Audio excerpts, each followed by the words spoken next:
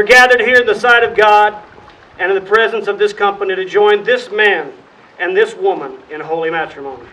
James, having a full understanding of these privileges and obligations of the Christian marriage, do you take this woman to be your wife, to live together in the holiest state of matrimony, to love and to cherish as long as you both shall live?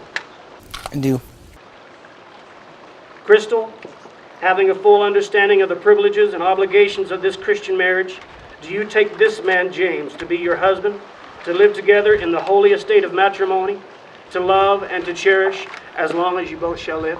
I do. She does. Good news. Good news. I want you to notice something too. Wait, James, I want you to pull your notes out. I want you to notice something, because the differences are what make us great.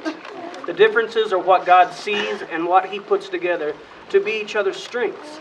Crystal's got the nice, pretty, typed up, decorated. It looks like she's even cut them up to look really fancy. James has got the folded up piece of yellow notebook paper out of his pocket.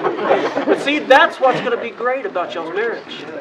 You're going to be the one that maybe sometimes helps her relax and not worry so much about the details. Am I right? Yes. Okay. And then sometimes she's going to be the one that says, no, we need to pay attention to some of the small details. And that's one of the things that is just going to make you guys great.